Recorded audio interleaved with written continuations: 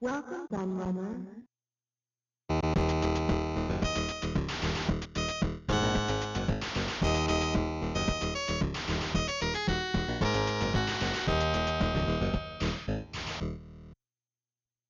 Hello everybody, it's Kieran aka the Laird here, and here we are with my 5,000 subscriber Q&A that I promised you all I would do a few weeks back and asked you to get your questions in, and you sent some really good ones, so I've got them all lined up ready to go down beside me on my tablet, so we'll go through those in a moment. But I just wanted to thank everyone for getting me here on my new channel. I did one of these on my old channel where I got questions from members of the community, I suppose, like other famous YouTubers and games developers and stuff like that, all sorts of people sort of in the scene. Whereas this time round, I wanted to make it much more community based because that's the way my channel's gone now. As you know, all of you who follow me will know, I regularly post stuff on the community tab on my YouTube channel, making it very sociable and interacting with you all. And of course, a lot of the videos I make nowadays on the channel are also community based, you know, whether it be the amazing facts videos where I put it to the vote what systems you want to see on the channel, or whether it's the top 20s I do, like, you know, the greatest arcade games of all time and the greatest consoles, sorry, not systems, greatest consoles of all time, where you guys voted for what you wanted to see in those places. And, you know, I've had hundreds of votes on some of these polls, which has been really encouraging to see. And actually, I've just seen that some of the latest polls that I've posted have got over 500 votes, which is really cool to see. So that's kind of 10% of my audience are voting, which I think is pretty good engagement, actually, because I think a lot of people ignore that community tab. If you do, then you should probably check it out because there's a lot of cool stuff posted there and a lot of interesting discussions going on there. But anyway, as I say, I want to thank you all for getting me here again to 5,000. It's happened much quicker than I envisaged. I'd kind of put an aim on myself to kind of hit it by Christmas. I've done it way before, and it was only when I noticed that my subs were sort of accelerating at a very quick rate that I put the post on my community tab, hoping that I would recover from a very, very nasty virus that I've had in time, where I almost completely lost my voice and ended up in hospital and everything. So yeah, that wasn't good. But I have pretty much recovered now. So here we are. I hit that magic number, I think it was on Friday night, if I remember rightly. So yeah, so not bad timing in the end. We got there. So I'll go through this in a moment, but obviously it's been great to see all the engagement I'm getting on the channel at the moment. It's really good, and I've got some more great content coming up. I very much know at the moment what kind of stuff you want to see, thanks to these polls and stuff we're running as well. So even the content I'm not putting to the vote, I think it's stuff that you guys are all going to be interested in based on what you're telling me. So I've got my lovely Microsoft Surface. I'd never go anywhere without this. It's one of the best purchases I've ever made here, because it's a PC and a tablet, best of both worlds. So here we go. So the first question I got in was from Peter Pereira, a regular on my channel, always contributes. So thank you very much for all your contributions, Peter. And he said, "What's the most rare video game platform you collect for?" And he said, "And great news with the subs." But yeah, so what's the most rare platform I collect for? Possibly, I think, actually thinking about it more, it probably is the Sistema 2000. I have a complete collection for that, aka the Hartung Game Master. I featured that in my failed European consoles video recently. And I've done a review of it on the channel and stuff as well. I mean, I've just stuck something up in the corner showing you what that is, what it looks like. So I've covered it on the channel because it doesn't go for a lot of money, not a massive amount of money in terms of how rare it is, because they are pretty rare. But I'd say it's definitely, because it's not that sought after. But in terms of how many around, I mean, I'd been searching for one for ages at a decent price before I got mine for 50 quid. And then the games actually were really easy to pick up because I bid on one from someone in Italy, and then he sent me a message saying that he had a complete set if I wanted it. He said, I think he had loads of new old stock. He was a shop of some kind, and so he had loads of Italian Hartung Game Master games. I can't remember what the Italian model was called now. But yeah, he had loads of those. So I bought a complete set. So I have a complete set for that, and I actually lent my Systema 2000 set to Ashens for a video as well, that he did, where he credited me on that video as well for lending him the games, which were mostly completely rubbish. So it's a very entertaining video if you haven't seen it. But yeah, I'd say that's probably the rarest one that I have. I don't know what else I've got in terms of value. Jaguar CD, because Jaguar CDs go for stupid money, and I have a complete Jaguar CD collection all boxed. So I have all the really rare stuff like Primal Rage, and I have Gorf Special Edition and stuff like that. So yeah, there's two answers. I've gone a bit long-winded on that answer actually. What media do you have the fondest memories of? Cartridge, tape, floppy, or other? That question came from Isaac Kuo. Again, a regular contributor to the channel. He posts some cracking questions and analysis. Really makes some really good contributions. I always enjoy reading his comments when I see them. So yeah, I thought that was a really good question. I didn't expect that at all. So what do I have the fondest memories of? Cartridge, tape, floppy, or other? It's a hard one actually. I'm very torn between saying cartridge or tape. My first system that I had for myself was a ZX Spectrum, as I've said before, and the tapes, you know, I've got such magical memories of buying those tapes and seeing them all lined up on. I had these massive bookshelves in my bedroom, and once I got the Spectrum and started collecting Spectrum games, I started gradually clearing these books off these shelves because there were so many books. My parents bought me so many books when I was young, and replacing them with games, and in the end all these shelves on my wall became shelves of games because I had that many Spectrum games. Mostly originals. A lot of people said I had mostly copies. I always had mostly originals because I liked having the inlays with the artwork and stuff like that.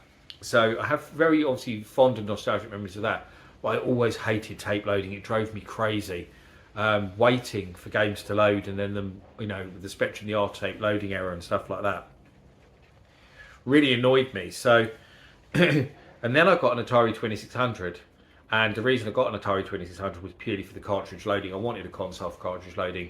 We were really short of money at the time. My dad had lost his job, and it was about all we could afford was a 2600 Junior between my brother and I. I've talked about that in detail on the channel when I did a review of the 2600 Junior on my channel. Talked about my story there. So, and having cartridges and being at that point as well, obviously Atari 2600 cartridges was so cheap. There was this shop near me in Luton called Software Cellar, that was in a cellar, which is why it was originally called that. And then he moved to a proper shop actually on a main street, but kept the name because it was a good name.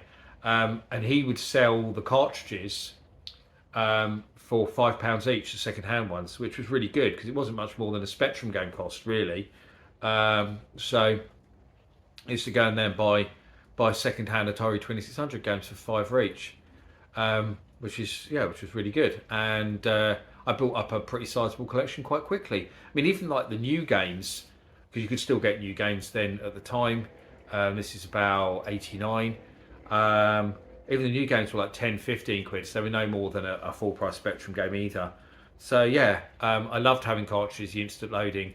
And although I had my Spectrum and my 2600 at the same time, when I got the 2600, I barely touched the Spectrum, to be honest, because I preferred having cartridge loading and games that, you know, I could just stick it in and play. And I was always a fan of more arcade style games anyway, so the 2600 was brilliant for that, you know. And you know, some of my favourite games were on the 2600. So yeah, so I think after that deliberation, cartridges, because obviously after that I had an ST, which was disc, but I got annoyed with discs getting corrupted, but also had a Mega Drive and the Lynx and stuff like that. In fact, I loved the cards that Lynx took, not cartridges, those little cards. They were brilliant. You could get loads of them, fit them in a carry case. It didn't take up much space. So they were amazing as well. So I've really fond memories of them. So another quite long-winded answer, but I hope that answers your question anyway, Isaac. But yeah, I now really say cartridges. So Mr. Sejonos, someone who's been commenting for years and years and years and years and years on my channel. I speak to him on Facebook from time to time as well. Funnily enough, he's been accused of being me, which came as quite a surprise to him. I won't use your real name in case you don't want me to, but shout out to you anyway, over there on the other side of the pond, because you've always been a great contributor to my channel and my work in general, so thank you very much. So he said, what's the one thing you dislike about gaming in general, and what would you do to fix it if you could? What's the one thing I dislike about gaming in general, and what would you do to fix it if you could? So there's one thing that springs to mind as soon as I saw this question. It's the first thing that came into my mind, and I've stuck with that. But it's not really something I could fix, and that is the way gaming, mainstream gaming, has become so mainstream and so commercial, like the movie business, in terms of it's dominated by these really big faceless corporations now, so Sony and Microsoft mainly. You've still got Nintendo there kind of stepping behind them a little bit, and they're supposed to the most, they're an original company from the old days. But back when I was a kid, you had so many different companies making systems, computers and consoles, because you don't have that computer market anymore. People make PCs. A PC is a PC. It doesn't matter who you buy it from. And then you just got these few companies making consoles. And I love the fact back then you had all these different companies from all over the world competing with different systems that all have their own really unique personalities, and you just don't have that anymore. I mean, if I showed you a game on the PS5 and a game on the Xbox Series X and a game on the PC, and it was the same game, you wouldn't be able to spot which platform it was on. They would all look identical. And when I was a kid, if you had a computer, a Spectrum game looked completely different to a Commodore 64 game, to an Atari 8-bit game, to an Amstrad CPC game. If you had a Master System, the game on that looked different to the version on the Atari 7800, to the version on the Nintendo NES. Everything was different. You knew who the people were who run these companies. Like, you knew who Jack Tramiel was at Atari, You knew who Sir Clive Sinclair was. You knew who Alan Sugar was. You knew who all these people were who run the companies that and that's why a lot of, I think, you had that fanboy element where people felt almost emotionally attached to those companies because they had their own personalities, and people associated with that. And I loved that about gaming, and I loved the playground arguments and saying to the Commodore 64 kids, why is everything brown? And the Commodore 64 kids saying Spectrum can't do colour, the stuff like that, or the sound is rubbish, or whatever. So yeah, that's what I like, but there's no way to fix that now. There's no way that's ever going to be fixed. It's going to carry on the way it is now, and it has done for a long time, as the market's become slimmed down. So next I've got Gollum64. He said, if you could choose any company to join the video game console wars, which company would it be and why? Now, this is interesting because I had an answer for this when I read it, but it's taken a quite interesting turn, because this week, of course, it was announced that Google had scrapped the Stadia, or Stadia, however you're supposed to pronounce it.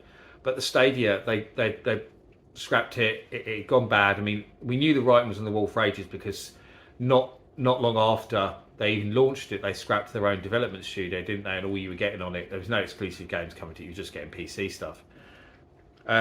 So as soon as Stadia was scrapped, it kind of made this point even more poignant, is probably a good way to put it, because I would love to see, although they're there, I would love to see Atari back properly, obviously being a big Atari fan. So, and I always thought that a really good fit for Atari would have been if Google bought them. The current owners of Atari have been just awful. Infogrames, the French company, they've just lurched from one mistake to the other. Although I must admit, the new CEO Wade Rosen over the last year or so has done so much better. Launching the Atari VCS was a good idea. It turned out well, got good reception, sold well, and they've done, since they've been doing these recharged games, which are all brilliant. All of the recharged games are brilliant. I've not played one yet where I've gone, that's rubbish. I play them all the time on my Xbox. I've downloaded every single one and I play all of them. Especially Centipede is probably the one I play the most, and Breakout. But Centipede's definitely the one I played the most. I love Centipede, and actually I'm rocking my my Atari Centipede t-shirt today, as you can see. My favourite t-shirt. I love this t-shirt. It's so good. So, yeah, so I would love, but the problem with it, obviously modern Atari, is that they've never been able to do it properly. It's always been cutting corners, or because they just don't have the cash to do that. And I think if Google went and bought Atari, kept the Atari name and just used that for their video gaming side, it would be a perfect fit. Because if you look at the synergy between the companies, I didn't even think of that until after I said it. Of course, Atari originally called Synergy. But the synergy between the companies, Atari, California startup, Google, California startup, both of them went from, small, tiny companies with a few people to being world leaders in their field. And even I read a little while ago, one of the buildings in Borregas Avenue that was one of Atari's buildings, Google bought that building. So they even bought one of Atari's old buildings to use. So yeah, I think Atari and Google would be a perfect fit. And I've loved to have seen Google buy Atari and then bring more to that brand. I mean, I say the Atari VCS was a good platform, but a lot of people's criticism was it was maybe a bit underpowered. Google could come up with a newer model of that, and in fact it fits in well with their philosophy, because of course the Stadia was all about streaming, and the Atari VCS has streaming abilities. I mean, you can even stream Xbox Game Pass onto Atari VCS, so it would fit perfectly in with everything that Google kind of do.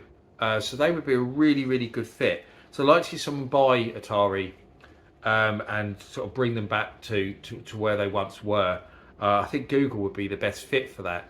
Another good fit might be Netflix, actually, because I've heard that they're going into gaming this week as well. So they would be a good fit maybe to buy Atari. And I think Atari would be there to be bought. To be honest, I don't think it would cost I don't think it would cost an unreal amount of money to buy them. And there's no other as well recognised brand that anyone could go out and buy. And I think it would add more legitimacy to any company to have a brand like Atari.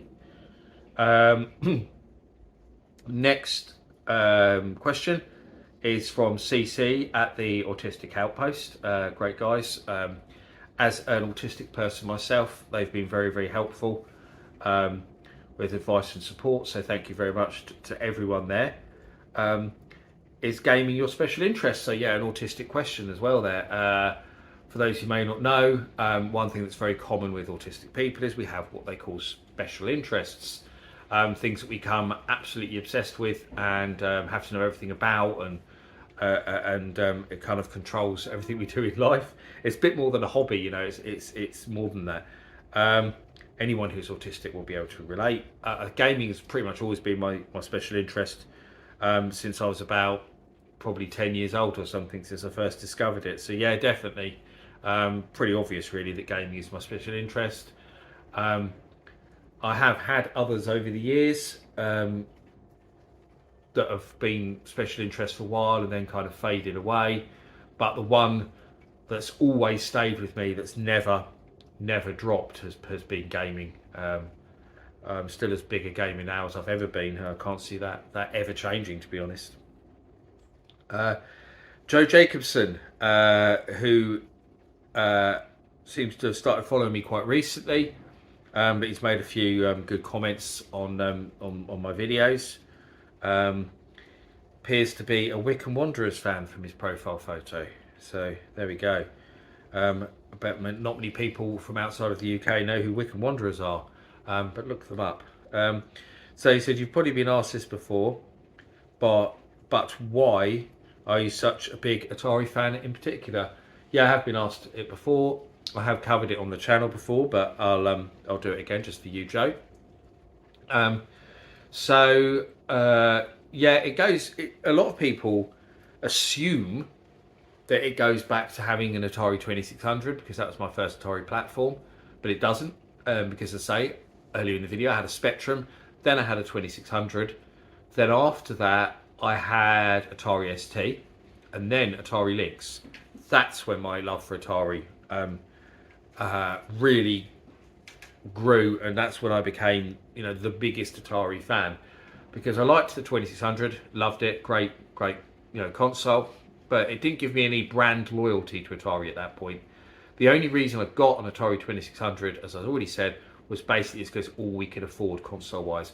I originally wanted either a Sega Master System, because a lot of my friends had Sega Master Systems. That was the one I really wanted. Then when I was looking at the Atari 2600, I also saw the 7800, because I actually had two friends, Paul and Will, who had 7800s as well, who actually got them around at the same time I got my 2600. So they got them around the a similar time. Paul actually had a 2600, upgraded to 7800. Will was already a massive Atari fanboy, because he had an ST already, and he got a Lynx at launch in 1989 as well. He went on a holiday to California and bought one. So he was a massive Atari fanboy. He had a 7800 as well, and I did broach the idea of a 7800 to my dad because it was a bit cheaper than the Master System was. I think at the time the Master System was 80. I think the 7800 was 60, and the Atari 2600 was 40. But in the end, he could only afford the 2600, so that's what we got. But yeah, I originally wanted a Master System as far as consoles went, because I had about 5 or 6 friends with Master Systems and used to play on them regularly, and I absolutely loved the Master System. So it was only when I got a Lynx. Even the Lynx, I wasn't. Sorry, I missed out on there. The ST, I got an ST again because that's what most of my friends had. I only had one friend with an Amiga. Everyone else at my school, actually the one person I knew with an Amiga had a Commodore 64. He was my only friend who had a Commodore 64. He went Commodore 64 Amiga, like a lot of Commodore 64 owners did. All my other friends at school had Spectrums mostly. There was one guy with a BBC, one guy with an Amstrad. There was one guy who had a Commodore 16 as well. The poor git. They all went to Atari ST. So I got an Atari ST because that's what all my friends got. And there was no other reason really. It was a bit cheaper than the Amiga as well, which helped at the time. But yeah, it was only when I got the Lynx, because I wanted to get a handheld. I ummed and ahed over the Lynx and the Game Gear initially, because I had friends with both. So I had friends with import Game Gears. There was a Japanese kid at my school. He had a Game Gear, and he had bought a Game Gear back as well for my friend Alex from Japan. So there's a couple of kids with Game Gears. My friend Will, as I already said, he had an Atari Lynx helping at launch. I thought at the time the Lynx was a bit more impressive, but the Game Gear already had, I think, I don't know if the Game Gear had more games, but I certainly knew the Game Gear would probably get more games, because it being basically a portable Master System and all the Sega arcade stuff. So I was quite interested in the Game Gear as well for that reason. And I was addicted to columns. That's all I used to play with my friends. But then in the end, actually, I went to Dixon's, and I was still a little bit undecided when I went to Dixon's, and they had display units in Dixon's that you could play on. And on the Lynx, they had Blue Lightning, which I hadn't yet played. My friend Will had Electric Hop and California Games, and that's all he had, which is what games he bought when he bought it, and he hadn't bought any more games. And I already thought Electric Hop was extremely impressive, to be honest. California Games was alright, but I preferred the 2600 version, to be honest, and still do. So yeah, I played Blue Lightning. Blue Lightning was wow. Oh my god, that just blew me away, Blue Lightning. It was just incredible. Seeing those kind of scaling effects on a handheld console, and I was already a massive fan of Afterburner in the arcades. So yeah, seeing Blue Lightning kind of went whoa. And then actually when I went to the shop and looked at what Lynx games they had in Dixon's, there was already a lot more out by then. It was the original 16. I don't know if anyone else remembers this, but for a while there was just 16 Lynx games, and they would always send this advert with the 8 down each side with the Lynx across the middle. And those Sweet 16, as I always call them, and Xenophobe was one of those. And I was the biggest fan of Xenophobe. I had it on the Spectrum and adored it, and I played it in the arcades as well. And as soon as I saw Xenophobe there, that sealed it for me. Lynx, Xenophobe. So, and Dixon's were doing a deal where California Games was no longer the pack-in. The Lynx was $89.99. I'd already saved up the $130, which is what I thought it was going to be, with California Games. And my dad had offered to buy me an AC adapter, which was good. So I actually got it a bit cheaper because I got the Lynx is $89.99. Xenophobe was $30, and then my dad got me the AC adapter as well.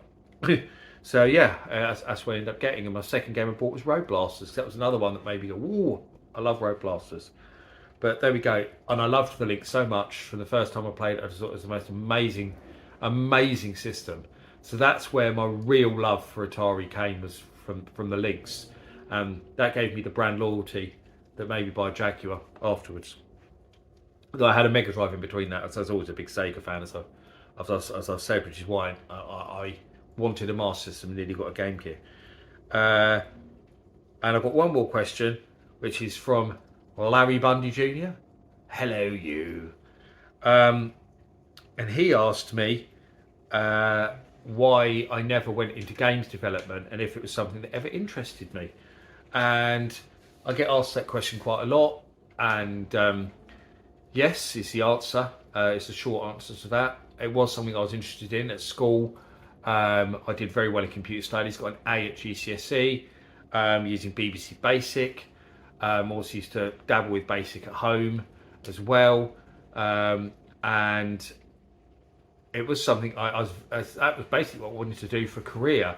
When I finished school, I went to college and decided I was going to do computer studies, which was a 3-year course at the nearest college to me that was doing it, which was Oakland's in Welling Garden City.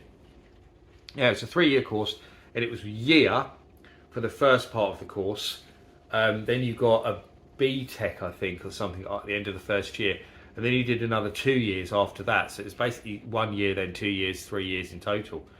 And I did the first year, and it was so boring. I absolutely hated it. I was bored of learning at that point, because all they taught us to program in at college was Pascal, which was just ridiculous, because it was already the most oldest, rubbish, most outdated language, and we were using these ancient PCs. Really wasn't good. So I didn't really learn a lot, not certainly what I wanted to learn. So I kind of wish I taught myself, maybe at home or something, but I always thought that going to college would be the best option. That's what my dad wanted me to do as well. When I was at college, I got a job working in game, which I loved. Initially Future Zone, and then it became Game. I loved working in there. When I finished college, I was offered some more hours, so I stayed there for longer doing more hours. Decided over the summer holidays, when I was working extra hours and stuff like that, that I didn't really want to go back to college for the moment. I would maybe just work for a while, earn some money, have some fun, and then maybe go back and do the 2 years later on. As it turned out, we had a lot of family problems at that time, and my money that I was earning at Game was being used to basically prop up the household and pay the bills. I was pretty much lending all of it to my dad because we were in such dire straits at the time. So that had an effect on my decision as well, in terms of whether I went back to college, because my dad really couldn't afford to have me going to college. So yeah, so I never went back, and from there I ended up in retail for years and years. Retail became my career pretty much. For a long time. Did very, very well in retail as well. Various management roles and trainer roles, and so I enjoyed retail a lot, but I do kind of wish I'd pursued that career. But then I don't think I'd want to be working in the video game sector as it is now, where you're just one small part of a huge team working on kind of a AAA title. I think if I was developing now, it'd be indie games, because I'd want to have more creative control over what I was doing. But yeah, that's the answer to that, Larry. I hope that sufficed. And so yeah, that's it really. That's all the questions for this video. Thank you for everyone who submitted the questions. I could have gone on even longer with this stuff, but I wanted to get those questions in particular. They were the ones that stood out to me. So thank you to everyone who asked them in the different places that I asked, on my Patreon, on YouTube, on my Facebook and stuff like that. So yeah, thank you very much to everyone who played a part in this video. Thank you very much to everyone who helped me get to 5,000 subscribers. Thanks to everyone who keeps commenting and liking my videos and getting involved in the Laird's Lair community. Actually, that's just reminded me, I've missed out a question, I think. So yeah, bonus question. Because there's one more here that I've just realised I didn't answer, and that was Jamie O'Neill, who asked me. It's really reminded me to say the name of my channel, because he said, "What's the Laird's Lair about?" I'm calling myself the Laird. Am I a real Laird? Joking, kind of question. Not gaming related. So yeah, I said it was a funny question. I had an interesting answer to it. So the name comes from, I have Scottish ancestry on my mum's side. My mum was born in Scotland. Her maiden name was Forsyth, and her cousin is the Laird of Forsyth. He's the current Laird of Forsyth. He now lives in Canada, I believe. So yes, so there is a title in my mum's side of the family. It goes back years. They don't really have any money or a castle or anything fancy like that. It's nothing that exciting. It's just a title that was handed down. Actually didn't exist for many years because of the Jacobite rebellion and stuff like that. Interesting story in itself. But yeah, so there's that. That's the connection with the Scotland. It was a Scottish name. I liked it. I thought it sounded good. Retro Laird. I like that. And it gave me a connection to my roots, my Scottish family. I lived in Scotland myself for a while as well, so I've still got family up there. And actually, technically speaking, I am a Laird, because back in about 2005, I think it was, I went to a malt whiskey tasting session as part of my job in Bristol, and it was hosted by Lair. And everybody who went to this session, all the managers, I worked for a company called Wine Rack, who were owned by Thresher Group, and all the managers who attended this whiskey tasting were given a 1 metre by 1 metre plot of land at Lair, on the island where they're based, and we were given a certificate that said we were a Laird of Lair, because we had this 1 by 1 metre of land, because it basically just in Scottish law, it's like you're just a landowner.